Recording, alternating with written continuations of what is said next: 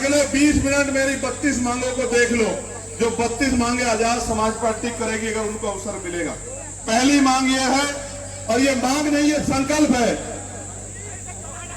कि शिक्षा सबके लिए समान होनी चाहिए और कक्षा 1 से लेकर 12 तक सबके लिए शिक्षा मुफ्त होनी चाहिए और क्वालिटी एजुकेशन मिलना चाहिए।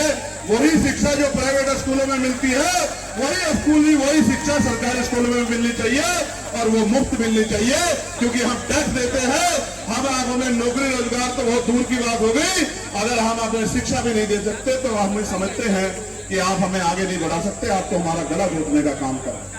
आप महसूस करके देखो, आज अच्छी शिक्षा के लिए आपको प्राइवेट स्कूल में जाना पड़ेगा और प्राइवेट स्कूल की फीस देने की हैसियत हर परिवार की नहीं।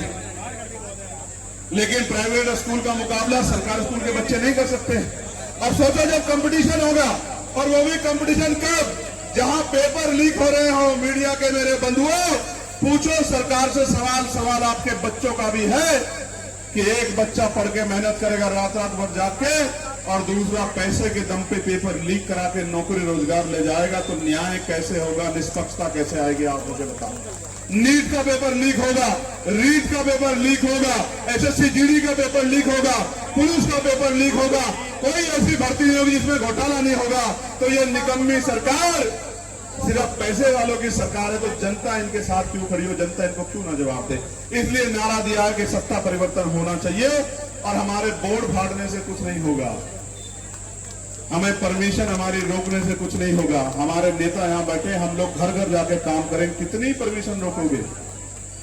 जब तक हमारे शरीर में लहू का आखिरी कतरा रहेगा, हम इन अधिकारों के लिए लड़ते रहेंगे और हम पीछे हटने वाले नहीं हैं।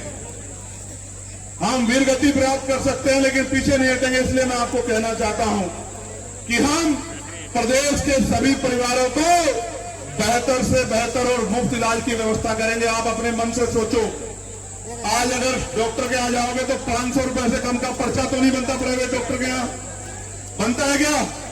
लेकिन क्या यहाँ न्यूनतम मजदूरी 500 रुपए मिल रही है सब परिवारों को?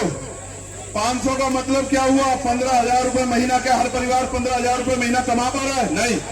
जबकि केंद्र सरकार ने, मैंने लोकसभा में लड़ाई लड़ी थी, न्यूनतम वेजेस 753 रुपए कुशल रोजगार श्रमिकों के लिए करा दिया था, उसके बाद भी इस उत्तर प्रदेश की सरकार ने लागू नहीं किया। मैं आज आपको कह रहा हूं, उत्तर प्रदेश में राजकाज बनेगा तो चाहे आप खेत में काम करें या कंपनी में या फैक्ट्री में या किसी की दुकान पे या सड़क पे या चौराहे में या कहीं भी, न्यूनतम 750 रुपए आपको दैनिक वेतन मिलेगा। मेरी बात को आप याद रखना, नोट करके रख लो जो मैं आज आपसे कह रहा हूं। और इसका मतलब यह है कि 750 का मतलब आपको 20,000 रुपए से ज्यादा का वेतन हर माह मिलेगा। इस बात को समझो। आशा बहने हो, आंगनबाड़ी बहने हो, भोजन माताएं, पंचायत सहायक हो, रोजगार सेवक हो या और हमारे जो है कर्मचारियों चाहे सफाई कर्मचारी, सबको कॉन्ट्रैक्टर लेबर खत्म करके पक्की नौकरी, सुविधा की नौकरी के साथ उसके जीवन को बेहतर अवसर देंगे। इस बात का मैं आपको विश्वास है। प्यारे बहनों भाइयों, उत्तर प्रदेश में जब मैं इस बात को कहता हूं तो बड़ा भूचाल सा आता है। कुछ लोग मुझे घूर घूर के देखते हैं, लेकिन मेरा अध्ययन ये कहता है कि ये काम नहीं हुआ तो ये जो षड्यंत्र किया गया कि बहुजन बस्तियों में शराब के ठेके खुले हैं, ये अन्याय बंद नहीं हो पाएगा। हमें स्कूलों की जरूरत है, हॉस्पिटलों की जरूरत है, शराब के ठेकों की जरूरत नहीं है अपनी बस्तियों में। मैं आज कह रहा हूं, जिस दिन राजकाज बनेगा सारे शराब के ठेकों को लाइब्रेरी में परिवर्तित कर दिया जाएगा। उस दिन डिजिटल लाइब्रेरी में परिवर्तित कर दिया और शराबबंदी लागू करेंगे। शराबबंदी लागू करके इनको पीने के लिए जूस देंगे, फ्री में देंगे, लेकिन शराब नहीं देंगे इन लोगों को। मेरी बात क्योंकि मैं जानता हूं कि 70% परिवार शराब की वजह से टूटते हैं और सड़कों पर जो दुर्घटना होती है उनमें 70% दुर्घटनाएं शराब की वजह से होती। मेरी माओ बहनों, प्यारे बच्चों, नौजवानों, जितना बैकलॉग पड़ा है, एक नौजवान होने के नाते अभी तो मैं भी उसमें हूं, अग्निवीर पे 5 साल वाली नौकरी पे। इस पे भी नहीं पता कब जजों का मूड खराब हो जाए और मुझे कह दें कि भाई इसकी नौकरी खत्म हो गई है। क्योंकि न्याय व्यवस्था पे आजकल पहरा है सरकार का, ध्यान रखना मेरी बात को।